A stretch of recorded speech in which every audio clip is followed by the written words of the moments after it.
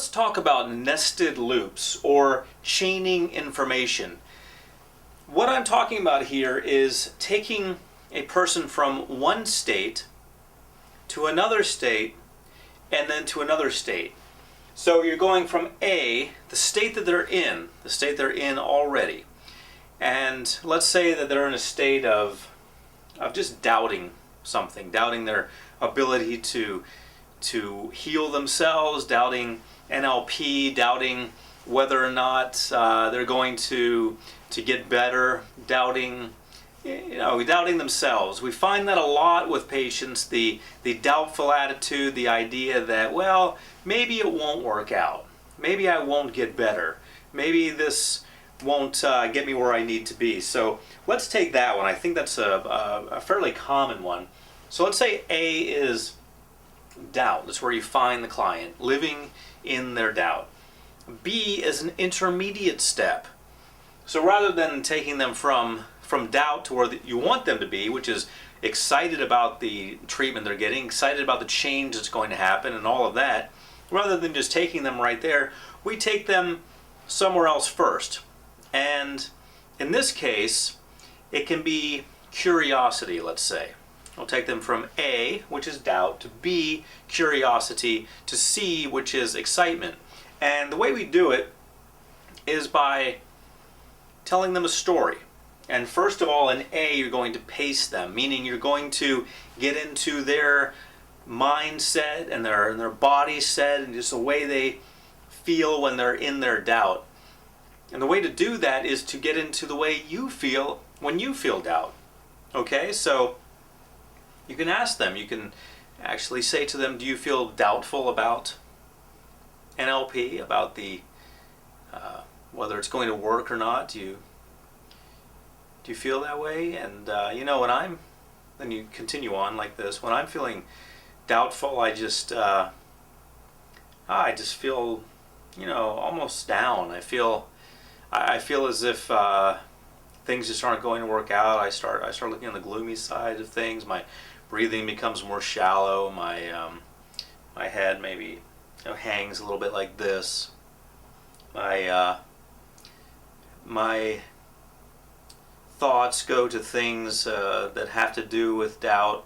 And you're involving all of the things that you can think of that have to do with doubt on various levels. What do you see when you're doubtful? How do you feel when you're doubtful? What do you hear when you're doubtful? Go ahead and incorporate all of those things.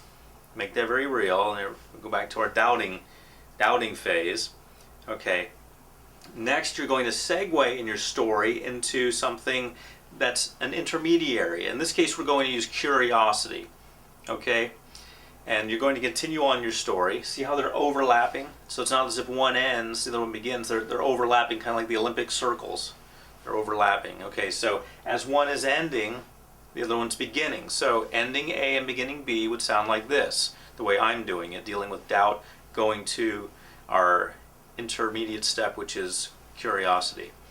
That reminds me of when I started college. I was doubtful when I started college. I got to tell you, going to a large university, I was at the University of Florida, and I tell you, I really had my doubts. Okay, so I'm in the in-between zone still. I'm in the overlap. Now I'm going to segue into the middle part of B, where I'm actually in B. Then I became curious about learning. My head's going up now. Okay, I'm changing the way I'm standing and the way I'm acting and so forth. Then I became curious about school, and I started to really look into things. I started to become curious about all the things I could learn. My major was psychology as an undergraduate, but I was interested in physics and chemistry and biology, and I was interested in everything. And they had a class for everything. They had really good classes for everything with great teachers. So I really just absorbed it all. I became so curious about everything. Okay?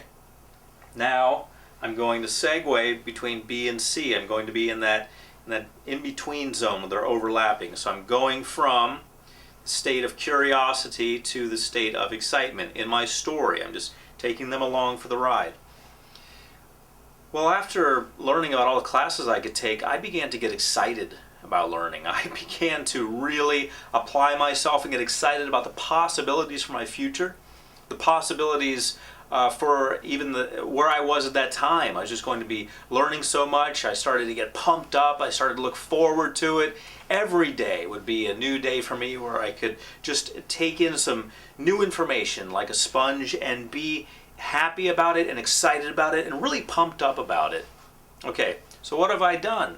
I've taken them on a journey from here to here. And more importantly, I've taken them on a journey from a place inside of them where they just didn't have the resources or access to the resources. Of course, they had them. They didn't have access to the resources at the time, because when you're doubtful, what's going to really happen? If you really don't think something's going to work out, what's going to happen? Chances are it's not, because you're just not going to apply yourself. You're going to live in your doubt. You're going to convince yourself that it's not going to work out, and it's very possibly not going to, just because of your doubt.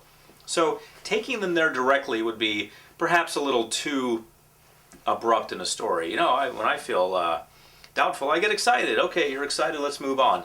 It's nicer if you can even it out a little bit, smooth it out a little bit, slow it down a little bit. When you're talking about a story and you're taking them along for a ride, take a little bit of time. You can take about, I'd say, 5 minutes to really develop the story, to pay attention to the overlaps, which are very important, because here we go. We're making a jump. We don't want to do it too suddenly, but then we don't want to drag it out all day either. We want to make a transition that's logical and smooth and that they can relate to. So that's how you work with nested loops or chaining information.